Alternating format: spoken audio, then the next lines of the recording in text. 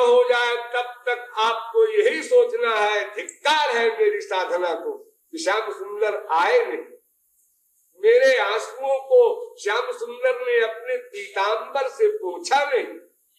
तो क्या आंसू है वो, क्या अहंकार करे उन आंसुओं पर।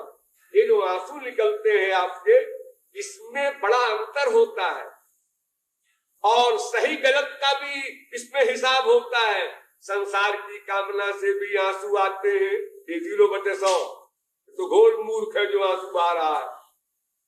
भगवान की जो कामना है, जो गुरु ने बताया है, उस कामना से आंसू जो आते हैं, उसमें भी टेम्परेचर का फर्क होता है। जितनी मात्रा में सरेंडर होगा, शरणागति होगी, अटैचमेंट होगा भगवान में, उतनी मात्रा का महत्व होगा उस आंसू का। लेकिन वास्तविक आंसू वो है जिस आंसू के द्वारा भगवान अपना लोक छोड़ दे और भाग कर आपको हृदय से लगावे, वो असली आंसू। उसके पहले आपको तृप्ति नहीं लाना है। तो बहुत अच्छे हो गए, स्तंभ स्वेद कोई रोमांच, बेपतु बैगण्य वस्तु सब सात्विक भाव होने लगे। अब तो महापुरुष के पास पहुंच गए। अरे होश में रहो, नहीं फिर चले आओगे नीचे। कितने अच्छे अच्छे साधक घोर संसार में पहुंच गए, जिनके गुरु नहीं थे, जिनको गार्जियन भी नहीं मिला था सही सही, वो अपने प्रोपेगेंडा करने लगे, लोक रंजन में लग गए। हमको भगवान मिले थे और हमसे ऐसा हुआ, यो लाइट दिखी और यो हुआ, सब बकवास। ये ठीक है, गुरु के बिना कोई काम नहीं बनेगा, लेकिन गुरु से ही राय लेकर के हमको आगे बढ़ना है।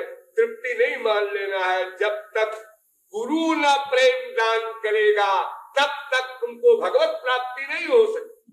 ये नोट कर लो स्वर्ण अक्षरों में, भगवत प्राप्ति कराने का काम गुरु ही करेगा, भी नहीं। जैसे आपके यहाँ फिटिंग सब करेक्ट हो गई और बल्ब भी लग गए, एयर कंडीशन भी रखा है, सब चीजें बिल्कुल A1 क्लास की, लेकिन पावर हाउस अगर आपको लाइट नहीं देगा, इलेक्ट्रिसिटी नहीं देगा आपके घर में, तो ये सब ऐसे लगाए कोई मतलब नहीं निकलेगा। इसलिए गुरु की तो आवश्यकता है, लेकिन तुमको समझे रहना है कि भगवत प्राप्ति तक हमको सावधान रहना है। भावोक्त भाव माया कृष्ण प्रेष्ठा पराधता। भाव भक्ति जो है साधना भक्ति के ऊपर, वहां जाकर के भी जीव का पतन हो जाता है अगर नामापराध कर डाले। अगर वो भगवान, उनके नाम, उनके रूप, उनके गुण, उनकी लीला, उनके धाम और सबसे अधिक उनके संत के प्रति अपराध कर डाले तो ये नामापराध है। और नामापराध समस्त साधनाओं को समाप्त कर देता है। बहुजन्म करे यदि श्रवण कीर्तन, गौरांग महाप्रभु ने कहा अनंत जन्म तक तुम कीर्तन कर डालो, श्रवण कर डालो, फिर भी इससे काम नहीं बनेगा। तुमको ध्यान रखना होगा गुरु की शरणागति का और साधना के सब नियमों का, उसके अनुसार चलना होगा। अपने हिसाब से चलना, यही तो किया अनादिकाल से, सर्वनाश हुआ। तो हटाया नंबर 1